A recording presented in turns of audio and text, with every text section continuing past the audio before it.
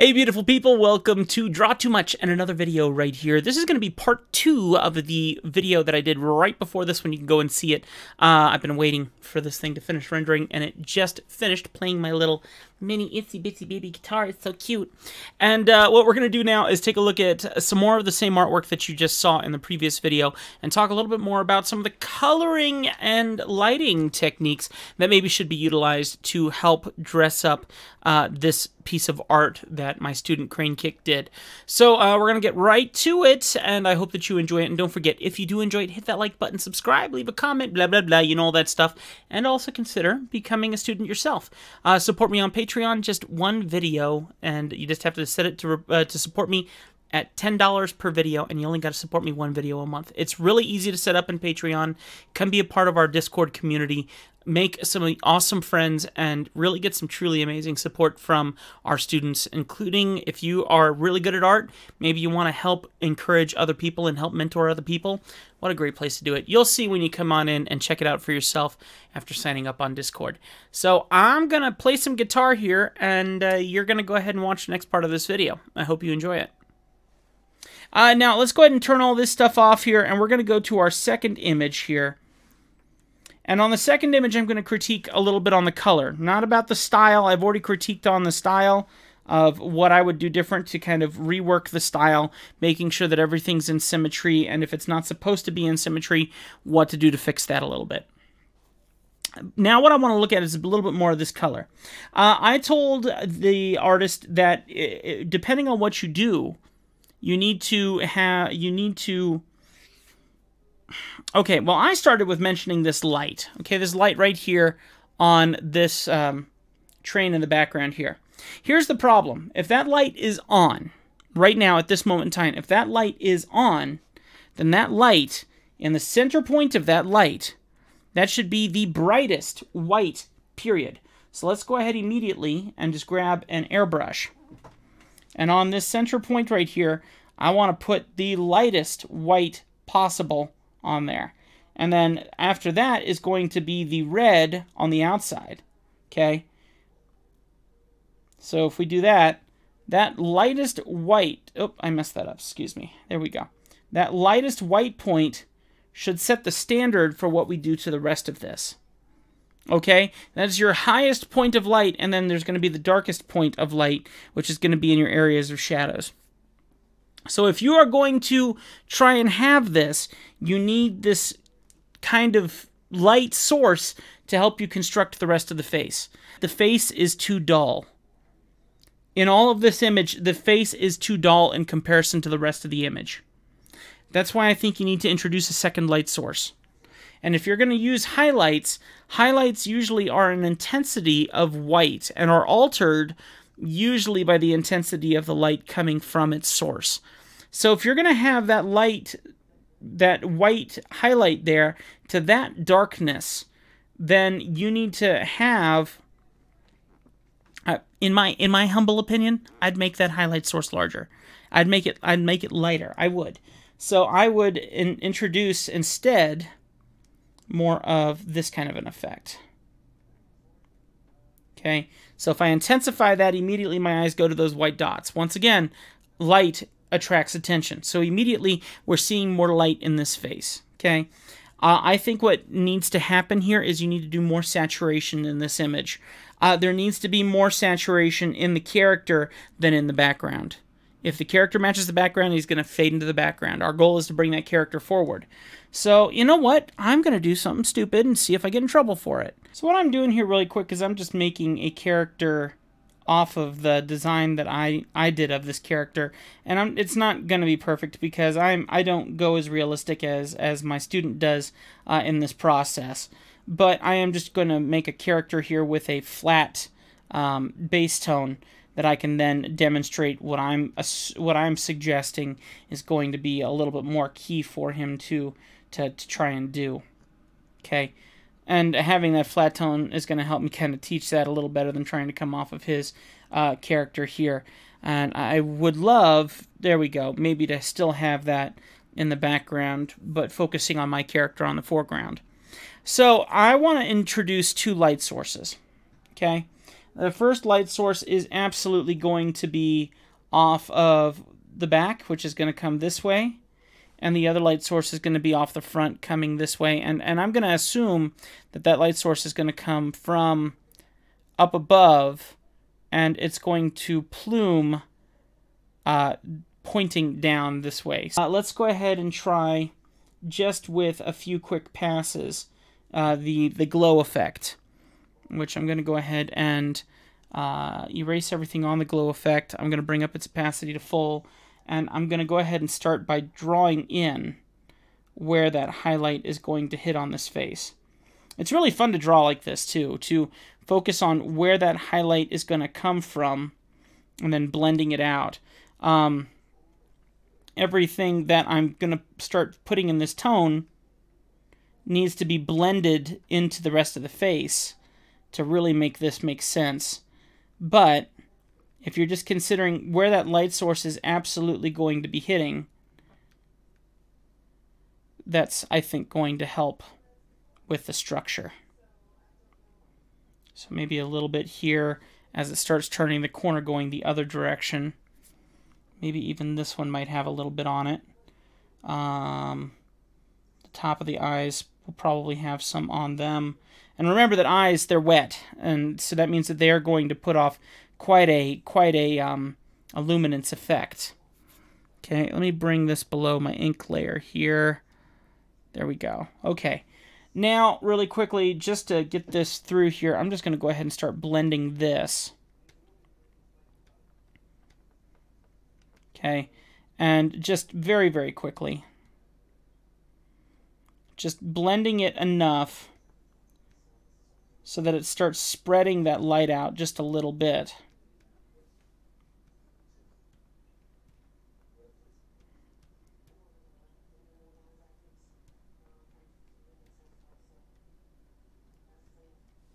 Okay, so we've built a little bit of that plume there, and if I want to, I can go ahead and add some more. I might do a little bit of a line along the chin here, maybe a little bit more here, maybe here on the lip, maybe here on the tip of the chin, maybe if that nose is just a little bit more there. This is a very, very advanced technique per se of just introducing lighting, but at the same time it's a bit of a cheat as well. I honestly don't use this technique to introduce light this way, but certainly if you're just needing a way to escape from the usual way of doing that, that might be a fun technique to give it a shot. So I've introduced all this light on this side of the face, right? And it starts to feel like it's getting some form roughly. I'm obviously not putting as much work into it as really should be in here. And it's a very uncontrolled mass of light that I'm spreading across the face with very little hard tones, you know, just little dots of attention here and there that I'm blending out fairly quickly to leave me with whatever I'm building here. So I built this whole starting structure. Now we need to go the opposite direction with it. And we need to, first off, we can start dropping the opacity on this to see if we can cool it down. For right now, I'm just going to keep it harsh, very harsh. Let's go ahead and start building in the shadows. The shadows, I use that magenta red in multiply mode, and I go the opposite direction. Same idea, and literally you can do everything all the same way. This is where you're going to start building off all those intensive shadows that are going to flood on the face in this very low light situation. That's going to be the next key area. And one of my students, Tack, who is an incredible artist in himself, continues to mention to keep an eye on your, keep a very close eye on your contrast and making sure that you're getting a ton of contrast, and I wholeheartedly agree. And I'm not a contrast artist as much as I need to be. I draw something to get it sold fast, and I don't think about that nearly as much as I should. Okay, now down here on the neck, I'm putting that shadow there, but there probably should be more highlight off of this red and white tone that would be on that side of the face as it comes around. But for right now, we'll continue just as. I think I'm getting my point across to you guys how this character should come across. Okay, let's go ahead now and build up a little bit of where this shadow is going to be, where this shadow is going to be here, how this is going to be slightly pointed away from the light. Okay, this as well. Yeah, I think so. Maybe the bottom here, possibly. And once again, here over in this corner, that shadow would be cut off by that highlight point. There might be something here. Okay, and let's go ahead and now pull the same trick. I'm going to leave that 100% as well, and I am going to carefully pick where I blend this time. So I'm not going to blend out everything to the ultimate extent here. Actually, there needs to be a bit here as well, I think. So let's go ahead and blend that out carefully.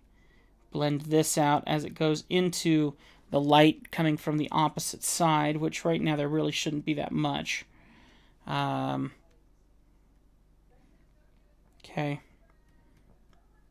This definitely needs to blend into that highlight source as it comes around. Honestly, looking at this from far away looks a lot better than looking at it up close, because it's going to be a lot of little faint details that are really going to build up what is really going on here. But understanding that it needs a lot more contrast to really pull off what you're trying to do, while at the same time setting it off of that background. I think that's the area where it needs more help. It needs to be saturated enough to get attention, but not saturated enough to stand off that far. So if I was to come here, I think, and drop the shadows down just enough where I feel like they're getting a little darker. That looks cool. And then I come to my highlight where I have the add glow, and I calm that down. Between these two, I can still keep that character looking like he fits within this scene, even though right now he still looks a little too bright, and I haven't introduced a central point of shadow, which is going to be a really key thing as well. Coming through here and creating this area where the light is broken by the shadow, and you could go pretty crazy with this and even go over the eye.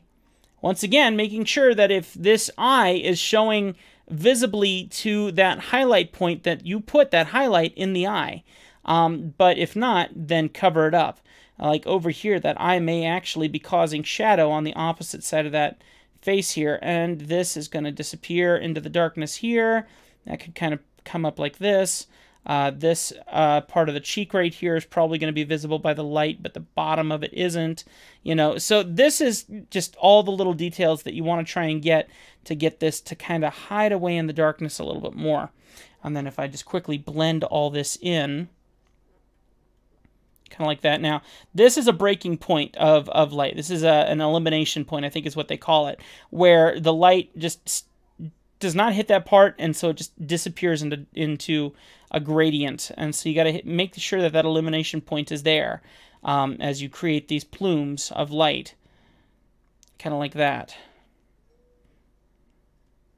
There we go. And then what you want to do is introduce that light source from the opposite side hitting, and depending on where that source is, maybe even over-intensifying it on the side of the face to really help bring it out. And I started doing that here.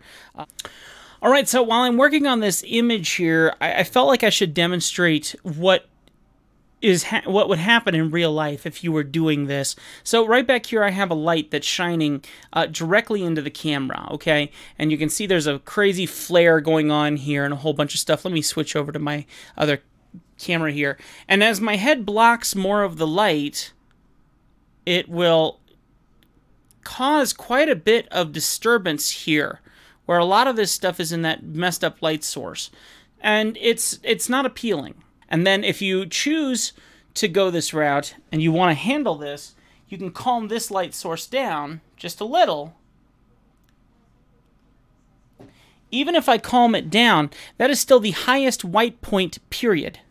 in this whole image, in this whole room right now. That is still the brightest image of white. But now that I've calmed it down, now a lot of the tones here behave. So even if you paint the light on the source here more white on this little right here, and you create that flare of light, you can still control that along the side of the face. Let me show you this though. As the darker that I go into the darkness, I just become a part of the darkness. The thing that's you're probably paying the most attention to is this light and that skull. That's because those are the highest white points right now in this image. And that's not what you are trying to do in your artwork. You are still trying to pull that person in focus. That is why you want to have a light in front. So if I was to do more of this, this is what I'm suggesting you try to get. Okay, so you still got this heavy white source coming from a light that's way back there. But that light is still a very high power light, as we all know, coming off of a train. Then you put up another light source somewhere else in front just to give it more. And you put all this in darkness, and that would look really, really cool while still intensifying this side of the face. I think that would be a major help for you to improve this piece. It's really going to bring it back to life, in my opinion. I have spent a lot of time critiquing this piece, and he did a great job on it. And let me tell you, this guy's color... Hang on. This guy's come a long way in his art, and he's going to go a lot further with his art because he focuses on drawing every single day, and he's doing amazing stuff in our community as well. The main thing I'm saying is light up the other side of this guy's face coming towards us, and help give us something to focus on. If you help give us something to focus on by introducing more saturation and more light in key areas, that's really going to make this pop a whole lot more. That would be the main piece of advice I would give you. It's in this case, this is all about contrast.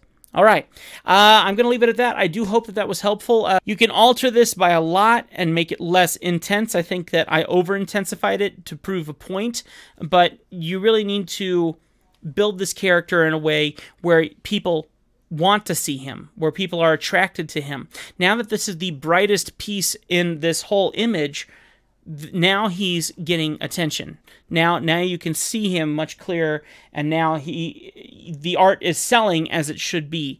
And what I mean by selling is it's getting the attention of the person that you want to see it. So here's maybe some like light sources here in the eyes.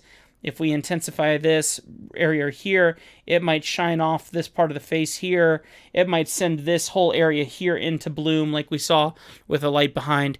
That's just some of the things that you would have to do to kind of fix this a little bit over time. Working in layers is going to help you, and just doing those layers a little bit and affecting the atmosphere of the background is going to help off of the foreground. And then if you have to, then you can start pluming over top the foreground with an airbrush or something like that to help fix it, if that makes any sense. I gotta go. This has been a super long video. I did not mean to take it this far, and unfortunately I've given myself a lot of editing to do. So come join our courses. You really should. If you haven't checked out the class, come and hang out on patreon.com/drawtoomuchcaricatures. Come and get signed up. It's only $10 per month. All you got to do is support me at one video at a $10 value. That's all you got to do. Once a month, $10 video, $10 for one video. And I critique your work here on YouTube. I also you're also in our community, which is so amazing. I never expected that the people that we have in our Discord now are so close-knit and help each other every single day. That's the coolest part of what makes this interesting, is our community that we're building. And then on top of that, certainly the live classes that we're going to have. Our next live class is, I think, February 22nd, 2020, I think. It's coming up here on Saturday. Let me double check here. Yeah, Saturday, 22nd, February 22nd, 2020. That's when our next class is going to be, and we'd love for you to join in and check it out.